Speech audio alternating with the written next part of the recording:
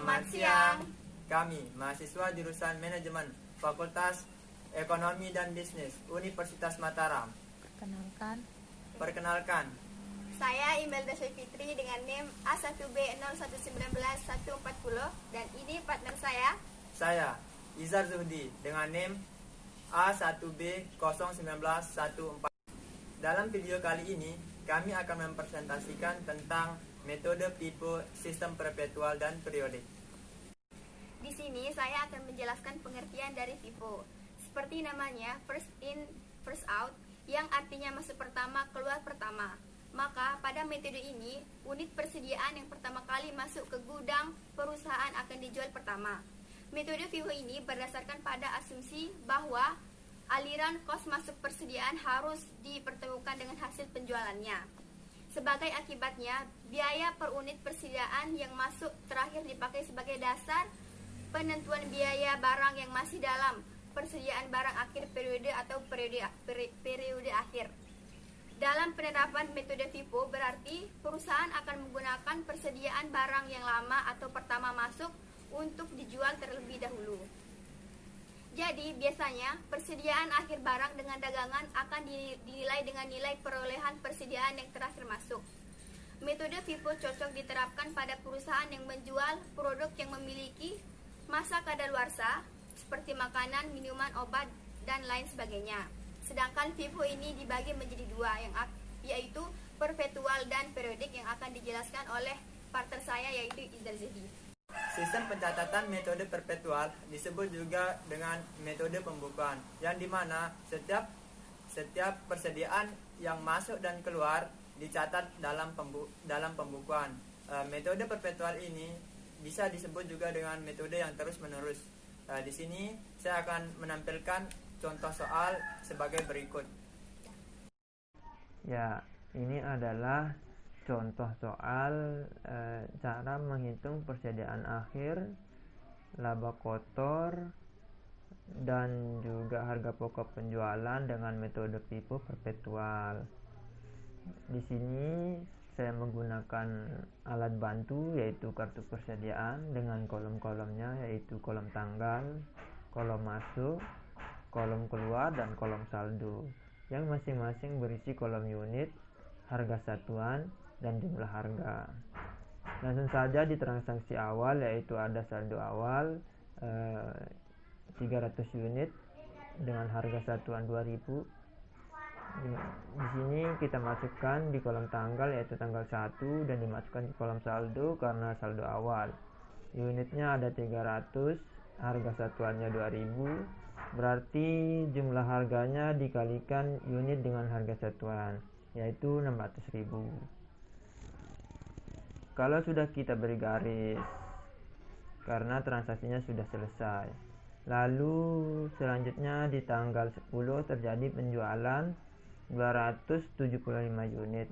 Nah, di sini kan harga satuannya 300 unit. Di sini adalah harga satuan untuk menjual, bukan untuk nilai persediaan. Jadi kalau kita mau membuat jurnalnya pada tanggal 10 Februari, jurnal penjualan menggunakan metode perpetual berarti kita akan menghitung dua nilai. Yang pertama adalah nilai penjualan dan yang kedua adalah harga pokok penjualan. Di sini kita akan menghitung nilai jual berarti 275 unit dikali 3000. Kita isi jurnalnya dengan ini adalah transaksi K langsung, jadi kita anggap ini cash ya, yaitu kas pada penjualan sebesar 825.000.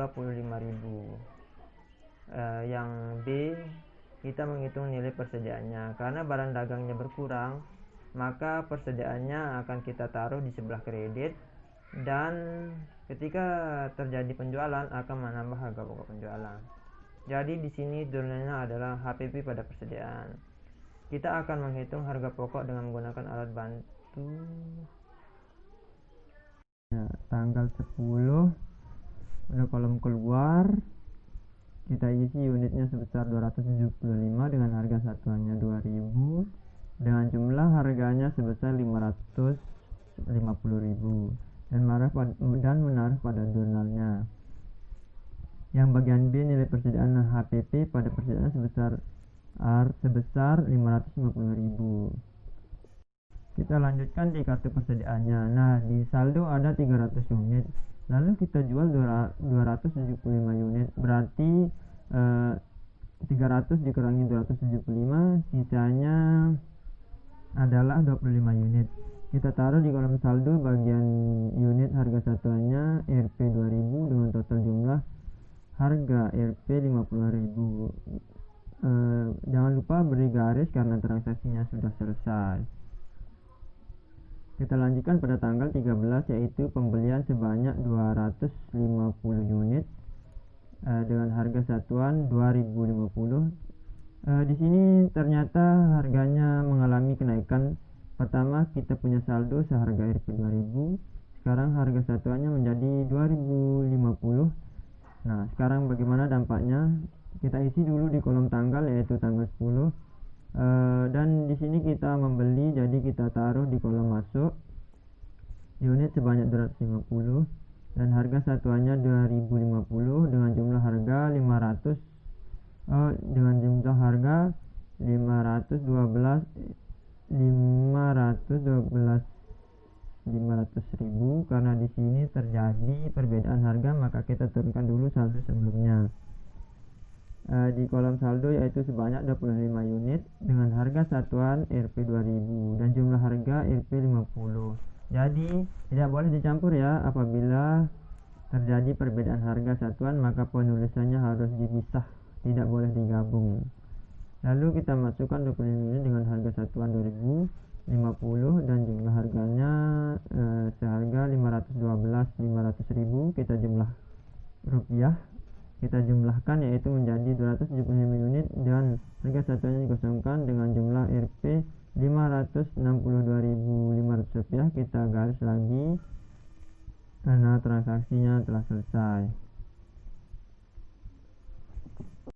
Pada tanggal 21 terjadi penjualan sebesar 110 unit dengan harga satuan seharga 3.000 dimasukkan ke kolom keluar. Karena ini termasuk penjualan, kita masukkan dulu jumlah persediaannya yang dahulu, yaitu sebanyak 25 unit dengan harga satuan Rp 2000 dengan jumlah 50.000. Lalu kekurangannya sebesar 85 unit dengan harga satuannya sebesar 20.050, maka jumlah harganya Rp174.250. Kita tetapkan, yaitu 100 unit. Harga satuan kosong dengan jumlah Rp224.250. Jadi sisa saldonya kita kurangin dan ditaruh di kolom saldo yang unitnya sebesar 165 dengan harga satuannya 2050 dengan jumlah harga total Rp338.250. Nah, apabila telah selesai, beri garis. Kita membuat jurnal baru pada tanggal 21 Februari. Yang pertama, nilai jual, yaitu kas pada penjualan sebesar 110 dikali 3.000, yaitu 330.000. Untuk bagian B, nilai persediaan harga pokok penjualan pada persediaan. Kita menggunakan jumlah harga, yaitu Rp224.250. Lalu yang terakhir pada tanggal 28 terjadi pembelian sebesar 350 unit dengan harga satuan Rp 2000. Kita masukkan ke kolom masuk, yaitu unit sebesar 350. Harga satuannya berubah lagi menjadi Rp 2000 rupiah.